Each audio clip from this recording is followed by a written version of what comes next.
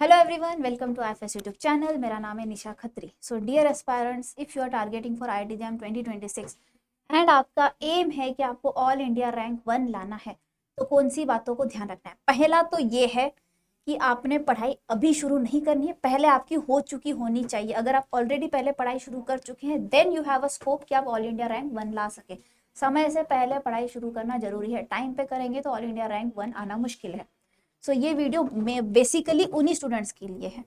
अब यहाँ पे कौन सी बातों का आपको ध्यान रखना है उसको मैं बताने वाली हूँ।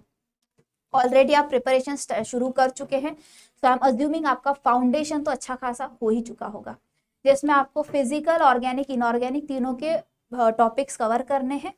एंड अगर आप पहले शुरू कर चुके हैं तो लेक्चर्स देखने के साथ साथ, लेक्चर्स के नोट्स बनाने के साथ साथ, उनको पढ़ने के साथ साथ आपको रेफरेंस बुक भी पढ़ना चाहिए। मोस्टली हम बोलते हैं आईआईटी जैम में नहीं किया तो भी चलेगा, but if you are targeting for all India rank 1 तो आपको रेफरेंस बुक देखने ही देखने हैं, बिल्कुल देखने हैं। उसमें से क्वेश्चन प्रैक्टिस तो करनी है।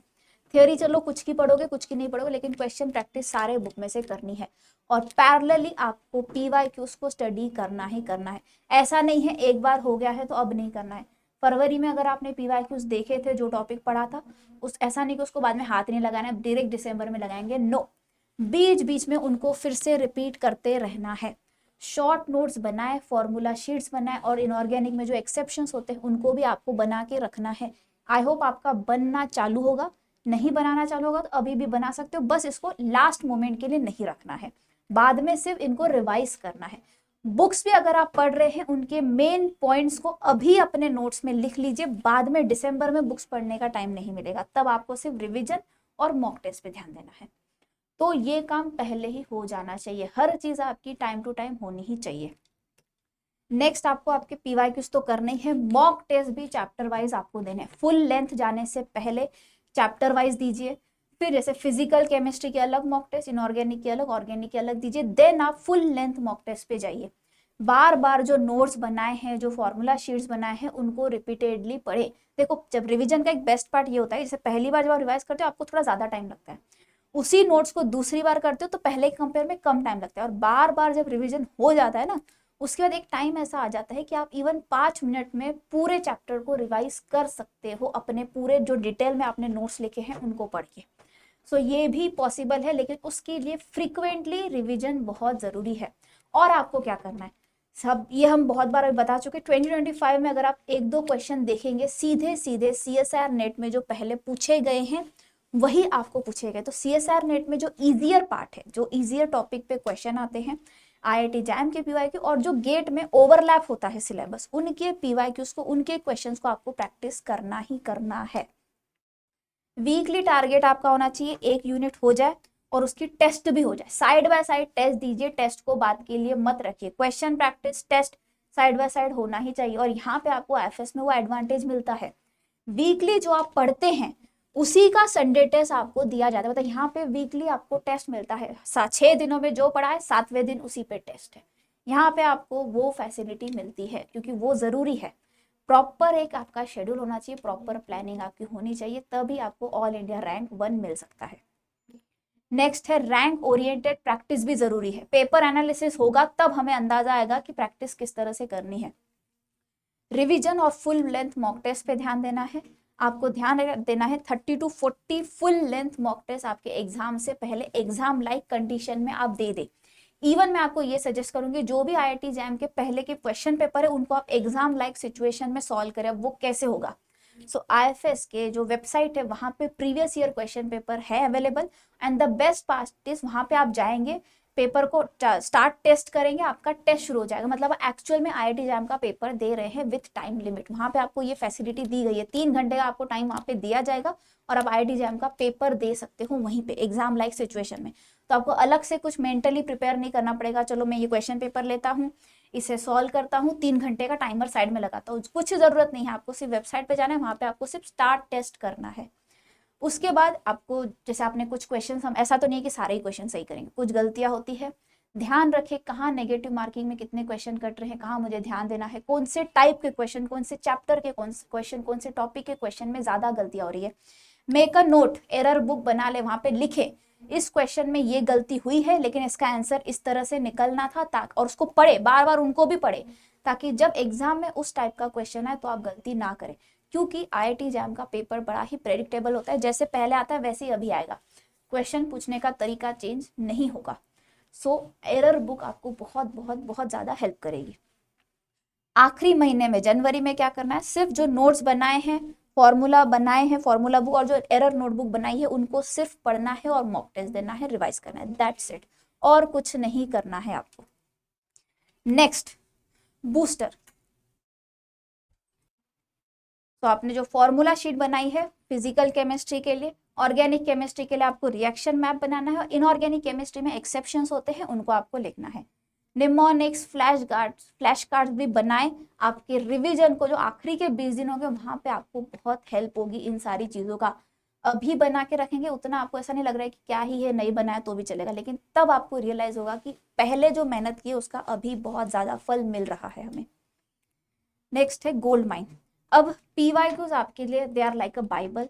मॉक टेस्ट एनालिसिस उस मॉक टेस्ट देने से ज्यादा जरूरी है, क्योंकि पता, सिर्फ अंधाधुंध टेस्ट दे रहे कोई फायदा नहीं है, पता तो चले गलतियां कहाँ हो रही है, तो मॉक एनालिसिस ज्यादा इंपॉर्टेंट रहेगा। एरर नोटबुक को पढ़ते रहिए, क्योंकि एरर नोटबुक में जो आप लिखेंगे कि मैंने ये गलतियां की है, फिर आप उसको ठीक करने की कोशिश करेंगे, आपने लिख के रखा है उसको ऐसे सॉल्व करना था, ऐसे नहीं करना था, आप 15 से 20 मार्क्स यूं अपने बढ़ा सकते हैं। ग्रुप स्टडी करें, फ्रेंड्स के साथ पढ़े वीकली, कुछ PYQs, ट्रिकी PYQs को आपस में डिस्कस करें, कंसेप्ट्स को डिस्कस करें। देखो खुद पढ़ते हैं ना कुछ दिनों में भूल जाते हैं, लेकिन जो एक बार पढ़ा देते हैं ना सामने वाले को, फ्रेंड को या किसी को भी, तो वो लंबे समय तक याद रहता है। तो ग्रुप स्टडी भी बहुत हेल्प करेगा। बहुत बार इमेजिनेशन का खेल होता है, तो एमओ डायग्राम, स्पेक्ट्रोस्कोपी को ड्रॉ करें हमेशा, सिर्फ पढ़े ना, खुद भी ड्रॉ करें। जो भी एमओ डायग्राम है ऐसे देख लिया, इसमें ऐसा हो रहा है, ऐसा हो रहा है, ऐसा नहीं होगा, आप खुद ड्रॉ करेंगे, विजुअल मेमोरी ज्यादा अच्छी होती है, आपको लगे हाँ ये ऐसा देखा देखा लग रहा है। टाइम पे शायद आपको ये याद ना हो कि सिग्मा वाला ऑर्बिटल नीचे था या पाई वाला नीचे था, नहीं ध्यान रहेगा, लेकिन जो अगर आपको खुद बनाई होगी ना तो आपको याद आएगा कि नहीं, मैं मुझे तो ऐसा देखा देखा लग रहा है, तो वो भी बहुत हेल्प करता है। नेक्स्ट है कौन सी गलतियां नहीं करनी है। जैम कंसेप्चुअल है, मेमोरी बेस्ड, नीट के एग्जाम की तरह नहीं है, तो रैंडमली नहीं पढ़ना है, मगिंग नहीं करना है, कंसेप्ट को समझना है। फिजिकल केमिस्ट्री के न्यूमेरिकल्स को अगर आप इग्नोर कर रहे हो तो आप 40 से 50% पेपर को यूं ही हटा रहे हो, सीधा आप नाली में फेंक रहे हो उसे। आपको 40 से 50% पेपर का वेटेज सिर्फ न्यूमेरिकल्स पे जाता है, तो उसको तो इग्नोर नहीं करना है। इनऑर्गेनिक के ट्रेंड्स हम छोड़ते छोड़े, इतने इजी पीरियोडिक प्रॉपर्टीज पे क्या ही सवाल पूछेंगे, लेकिन डायरेक्ट या इनडायरेक्ट क्वेश्चन आपके आ जाते हैं 1-2 मार्क के, तो उसे आपको करना है। कोचिंग नोट्स आपको बनाने हैं, उनको यूज करना है, लेकिन आपको side by side standard books भी करना है। जो ऑल इंडिया रैंक 1 के लिए टारगेट कर रहे हैं उनको बता रही हूँ मैं, जो सिर्फ चाहते हैं कि अच्छा IIT मिल जाए, आपके लिए कोचिंग नोट्स इनफ है, लेकिन अगर आप ऑल इंडिया 1 के लिए टारगेट कर रहे हैं तो स्टैंडर्ड बुक्स को भी आपको पढ़ना ही है।